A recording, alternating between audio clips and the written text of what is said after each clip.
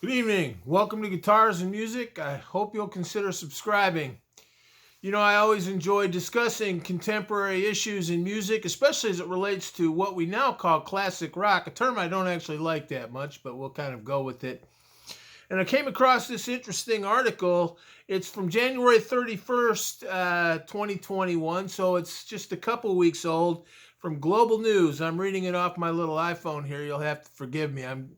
But it's by the journalist and Canadian broadcaster Alan Cross.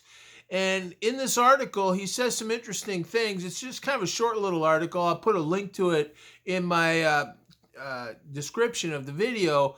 But he says that classic rock is actually hurting new music. And he says this as somebody who's been writing about classic rock, since the 80s and loves classic rock. Before I did this, I watched a bunch of videos of the guy with interviews and everything. He's been involved in music journalism and broadcasting for decades. So he's really interesting to talk to. He's got a lot of interesting perspectives.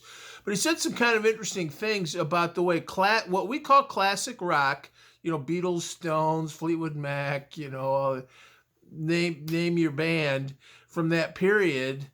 They're hurting younger music, and that's I read about it, and that maybe that's kind of true in general, just the way our culture is changing. You can go Google all these articles. Millennials are killing this. Millennials are killing that. Millennials are killing restaurants. Millennials are killing whatever, napkins and ketchup. I don't know, but he's talking about classic rock and the way it's actually hurting new artists and new music. And he talks about streaming some, and but the thing that really he highlights in this piece is the way that the ownership of a lot of the music is changing as these classic rock artists kind of age out, and a lot of them are now well into their 70s. It won't be too long before they're pushed in their 80s. And wait till we start getting some big funerals. We've lost so many great artists in the last 10 years. Wait till we start hitting, I don't even want to mention any names and put a jinx on it, but wait till we start seeing the death of some of our really most beloved iconic figures. We kind of think they're going to live forever.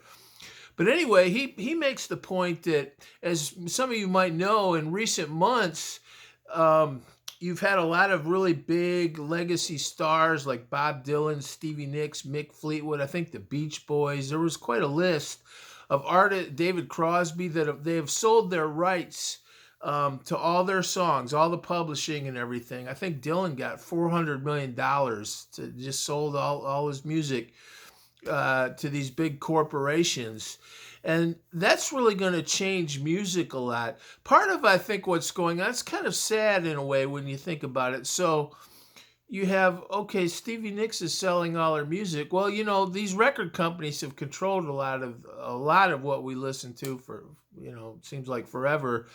But record companies are really these are going to almost like banks. It's almost like when Bain Capital bought Guitar Center. You're going to have these big kind of basically financial institutions that own all this classic music that people love so much.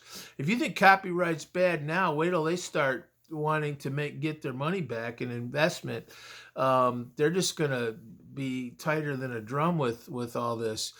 But so you're going to start seeing, as this Mr. Cross points out, you're going to start seeing them use Dylan to sell soap, Viagra, I don't know, whatever. You're just going to see all these legacy songs just appear in all kinds of places and guises in a commercial way.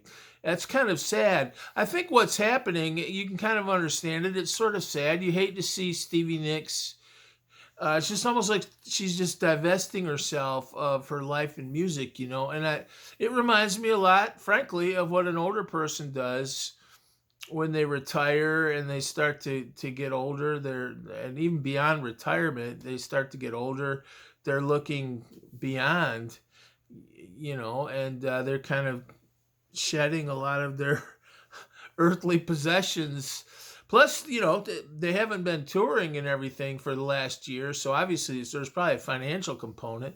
$400 million is That's pretty good amount of money. Maybe it's not enough for all the Dylan songs when you think about it, but that's still a lot of money. You can probably live on that pretty good. And there's been streaming. I don't think they sell it. Music doesn't generate the revenues that it used to. And so this is kind of the last gasp of old music and all these songs that entered into the American anthology back when music was such a vital part of America and a lot of the world, but I guess we'll especially associate rock and roll with America, North America, but especially America. Even the British invasion was a sort of access to American markets. So these artists are kind of selling their songs. We might see them around some, but it seems kind of like there's a finality to it. That was my take. I hope I'm wrong, but they're old. A lot of these people are in their 70s. They're selling their music. We might see them an appearance here and there. I hope they can do a tour again, but it's not going to be the same. And I think they're kind of getting ready to get old. Life doesn't go on forever. And rock and roll is a lot like baseball. It's got the endless summer. We all dream about it. We all love it. We all want it. But that's of course a myth. It's part of the fantasy, the kind of happy afterlife, Valhalla or something, the eternal summer. But it's not really the reality. So they're kind of selling their catalogs and riding off into the sunset. But you have to wonder what a lot of these corporations are doing. They're not buying this because they love the music. They're buying this to make a return on the investment. And the fact is that younger artists are never going to be, I think that's what Alan Cross is talking about. Younger artists are never going to have the cultural oomph of a lot of these artists that came out of the 60s and 70s, really. And I was thinking about that. And I don't listen to that much newer music. I'm actually trying to get myself more exposed to a lot of newer music. But I do think it's true. There's a kind of Americana quality to a lot of that music from that period.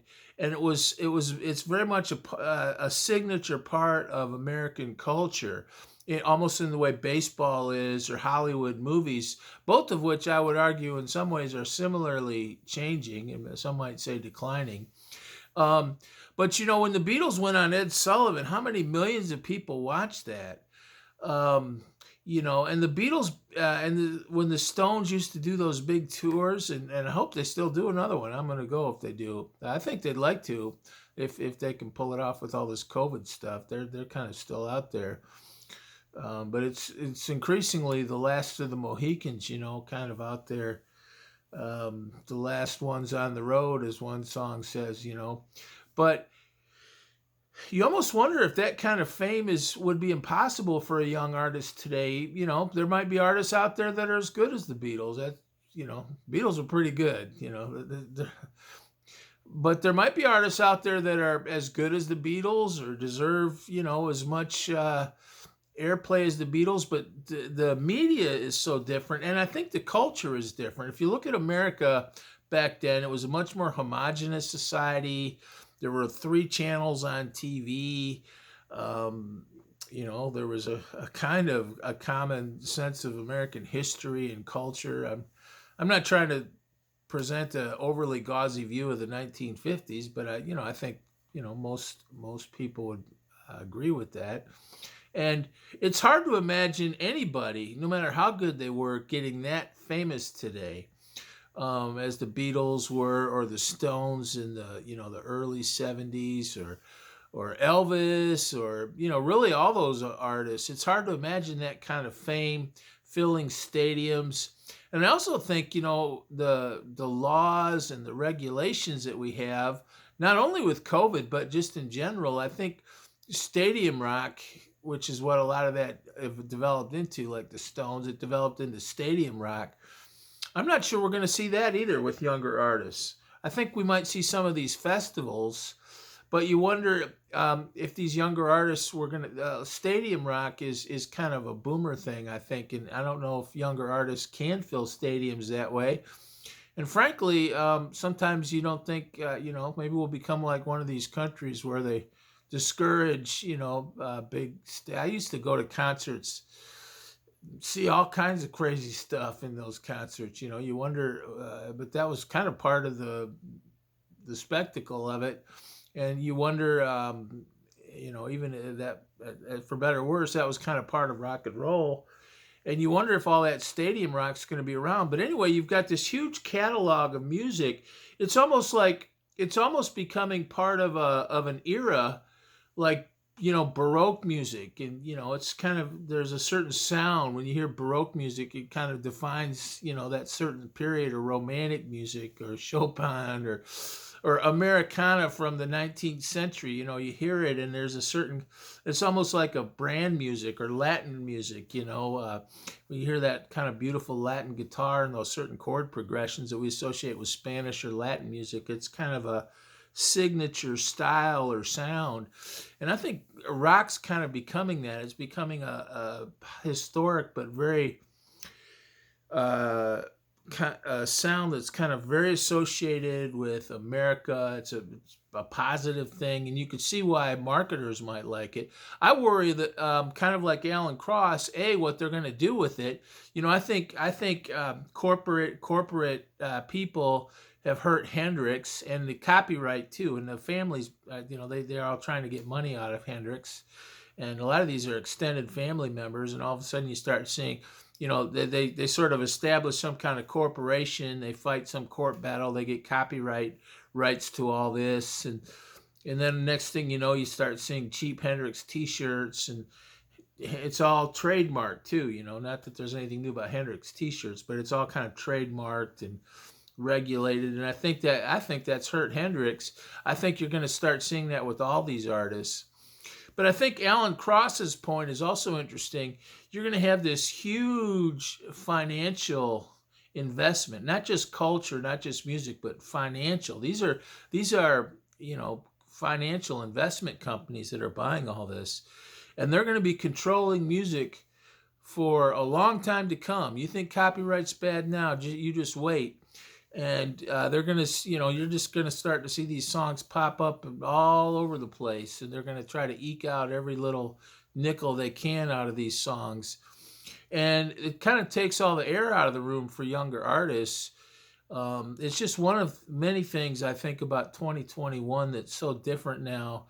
And you just even wonder if the Beatles and the Stones, you could take the same band, same talent, same personalities and everything, and plop them down today. You just wonder how they would do, because the world's changed so much. But I think Alan Cross made some interesting points, and even though I don't listen to a lot of new music, I think that's a really powerful point, that the way corporations and copyright, I think that's all part of it, are sort of increasingly controlling music. It's not even really record companies anymore, I don't think, per se. It hurts younger artists, and I think it hurts all kinds of aspects of music, and even live music. I mean, if you can't run out there and play, Lion Eyes in some bar or something without worrying about getting sued, all that hurts music. And I think it's going to get worse, but before it gets better. Maybe it'll all fall apart. They'll go bankrupt too, and then there'll sort of be a fire sale on all this great music, and we can just start playing it again, wouldn't it?